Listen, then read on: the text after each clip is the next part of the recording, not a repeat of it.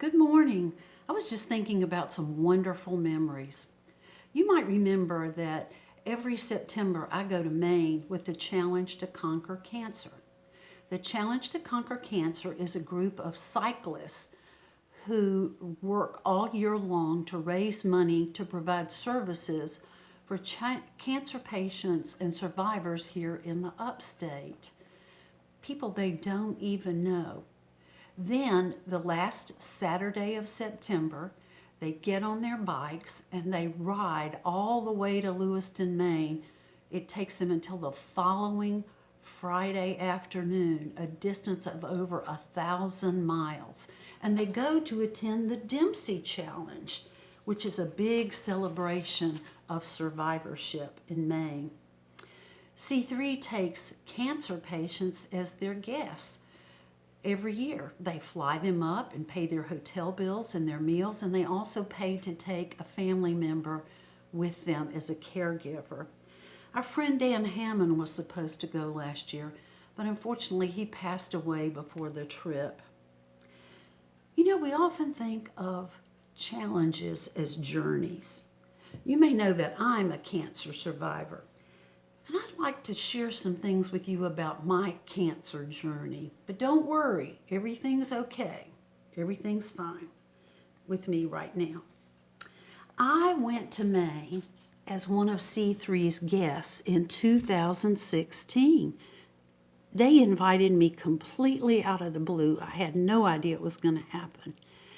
And I enjoyed it, and it meant so much to me that the next year I decided I wanted to become a member of C3 myself.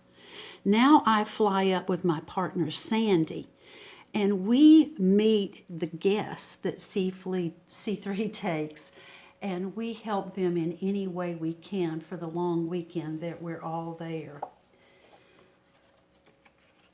I never dreamed as part of this journey that I would meet a movie star.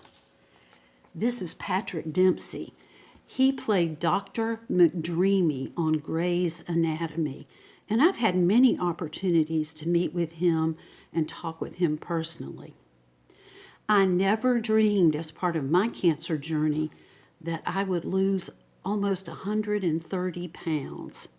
But my doctor said, you need to work on exercise, you need to work on a better diet, and you need to lose weight so you'll have less chance of having cancer again in the future.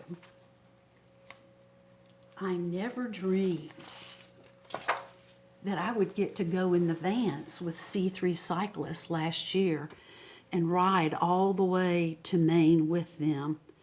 And I never dreamed that people would stop us all along the way and ask us to pray for their family members with cancer.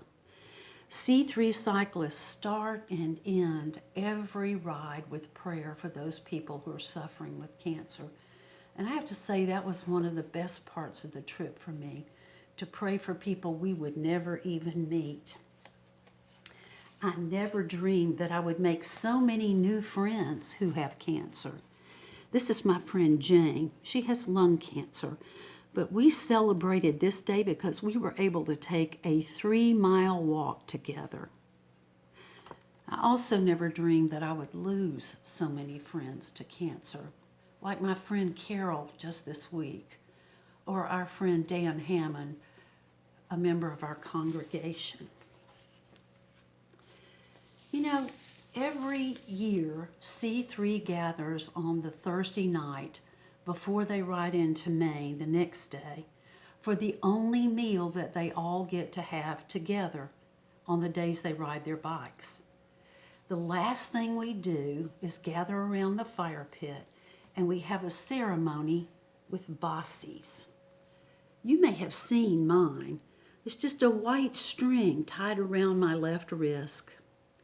Placing a bossie on a person's wrist is a Laotian ritual. It's not religious, it's cultural.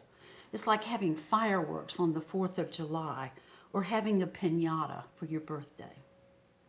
A bossie marks an important event or a new challenge or journey in someone's life.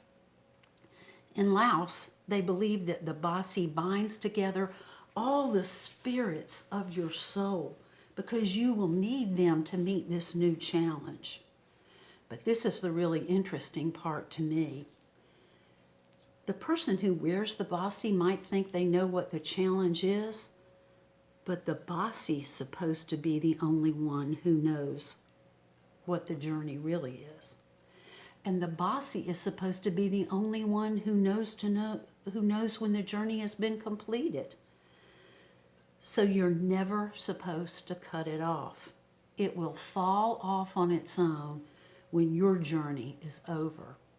My bossy is 7.5 months old. I've been wearing it since September the 26th, and it's still so strong that I have no idea how much longer I will wear it. You know, today we're celebrating a journey too, the journey of motherhood. It's Mother's Day. So let's think a little bit about your moms. I bet Heather never dreamed she would move so many cartons of Girl Scout cookies when Emma was born. And I bet Irina had no idea that she'd have a daughter who loved to dress up like a unicorn when Joyce was born. And I'm sure your mothers, and your dads too, didn't expect to homeschool you for 6 months while they tried to protect you from this virus now. You know, one thing about it, when our spiritual journeys are over, we won't end up in a new place alone. God will be there to receive us and to start us on the new path that's right for us at that time. I have a favorite song that I'd like to share with you as our prayer today. You know, I don't sing unless I sing with children for the children's moment. But I guess singing today is just part of my journey during the children's moment for COVID-19.